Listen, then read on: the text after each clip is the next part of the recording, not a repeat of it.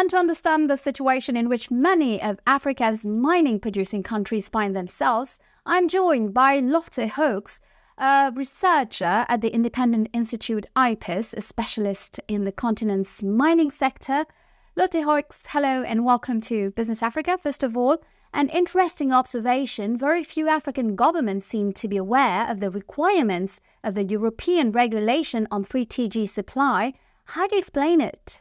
And according to me, there are two main reasons that explain this lack of knowledge. First reason is that there has never been a real attempt by the European Union to inform producing countries or the relevant government bodies in the producing countries on this upcoming regulation. Secondly, it's because what we have seen is that there's the level of transparency that has been asked by EU companies is quite low. So at this moment in time, it's still very difficult to know where a mineral at the EU market is coming from, what the country of origin is. And because of this lack of transparency, it's actually quite difficult to cascade the obligations down to the producing countries. So what should the administration of the concerned African countries do?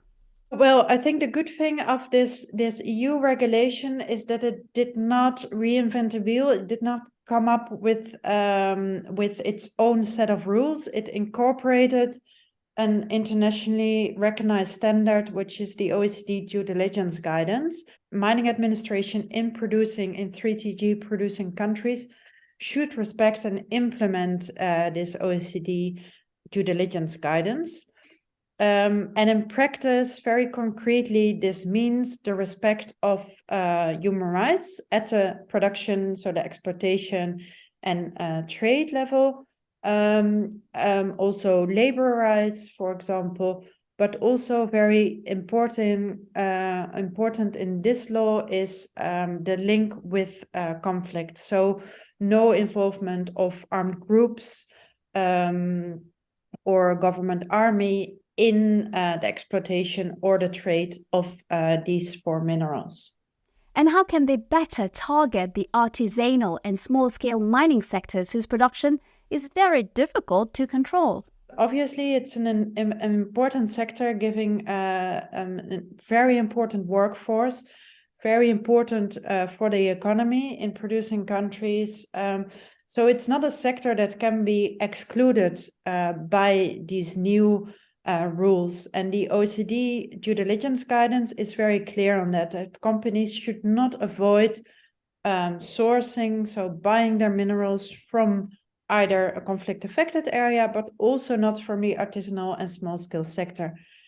However, at the same time, it also means that that the mining administration has still quite some work to do in terms of formalizing this artisanal and small-scale mining sector, so that it is ready for these more stricter rules in terms of the respect of human rights. Another element is transparency. It's important that there's a level of transparency, that it's clear what the circumstances were of the mining, but also where the minerals are coming from within the country, from which mining area, what are the circumstances in that mining area. Because if this is all very untransparent and unknown, a company often prefers not to take the risk to source from that area, because it does not know what possible risk it is not respecting, or possible human rights it's not respecting there. Lotte Hoeks, thank you very much.